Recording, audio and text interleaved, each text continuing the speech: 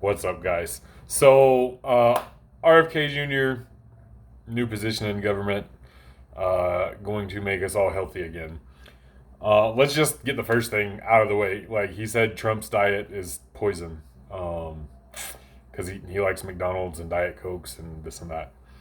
Uh, Trump's 78 years old, 79, 78 years old, and is competent enough to become the president of the United States.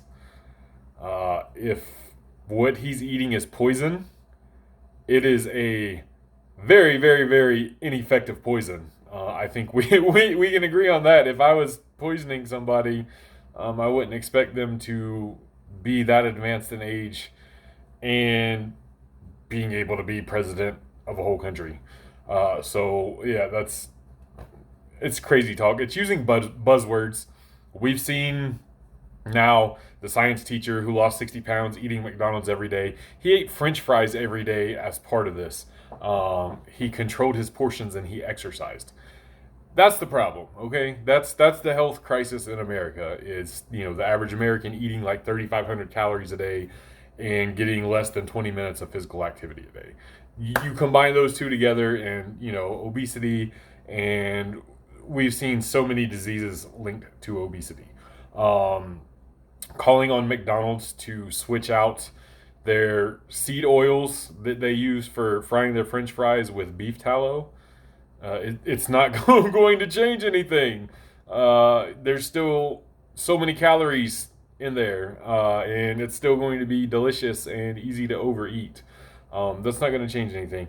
Banning food dyes from certain processed artificial foods, those processed artificial foods are still going to be extremely high in calories and sugar and what else. The Fruit Loops thing, like that we use dyes and oils that are banned in other countries. Um, Again, if change that out and you're still feeding kids sugar for breakfast, all right? If you get rid of those dyes and stuff, that's not going to change anything. And the whole, well, this is banned in Europe, and we're talking about Europe as if it's its own complete entity. There's countries within Europe. I know our American brains have a hard time comprehending that, but there's even differences among the countries. That said, there's certain ingredients and products that are allowed in other countries that we ban. So like this whole like they don't use these because they're banned in these countries, but we allow it. Well, they allow ingredients that are banned here as well. That goes both ways. That's a silly argument. Um, like banning these dyes and chemicals and seed oils, etc. That's not the solution. It's not going to work. It probably, I would guess, I'm no expert, so feel free to call me a moron here. It's probably going to make groceries a little bit more expensive, which nobody wants anyway. If that were the case, me personally, like the studies I've seen on seed oils, the studies I have seen on seed oils, say that 10 times fast. It seems to indicate that at worst they're neutral. At the very worst, like there's no ill effects. There's no good effects, but there's no ill effects. Um, at best, they can be anti-inflammatory. Some inflammation is good inflammation. We don't always want anti-inflammatories. The thing is, they are in a lot of processed foods that have high calorie counts, and so they get linked with that.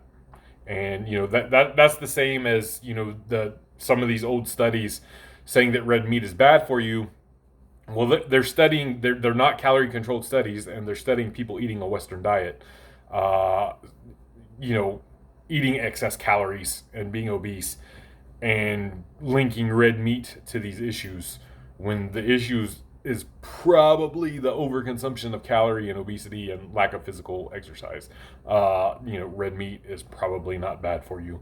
Um, the same way that the seed oils probably aren't bad for you in safe doses and when you're not overeating.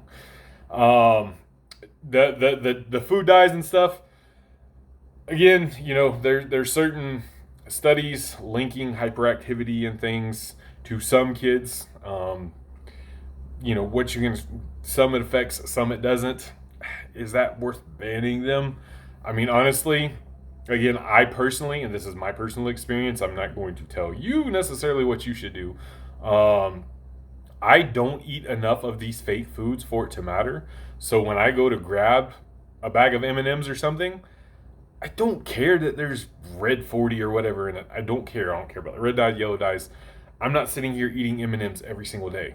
I would like to, but I don't because I know. And that's the thing. That's the point I want to get to. Be in control of your own health. Educate your kids if you have kids about health generally, what's healthy, what's not. Um, the more we go on, eat mostly whole foods. I mean, that seems kind of obvious. And be active. That's pretty much it. So long as you're keeping your calories in check, and if you're mostly eating whole foods, your calories are probably going to be in check because they're satiating. And we don't need to be afraid of chemicals or seed oils being in these artificial foods if we're limiting how much of those that we're consuming anyway.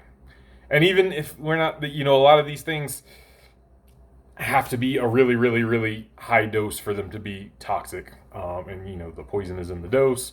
And an example I like to point out is, vitamin C good, sugar bad.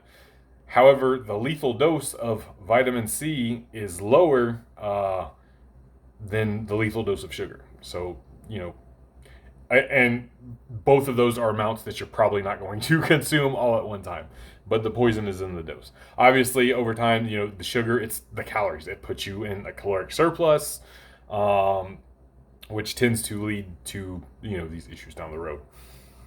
That's my take on it. It's we need to get Americans consuming less calories and being more active. How to go about doing that, I don't know. I'm not in charge of these things. Thankfully, I would never volunteer myself to be in charge of these things. But the people in charge of these things aren't doing so hot.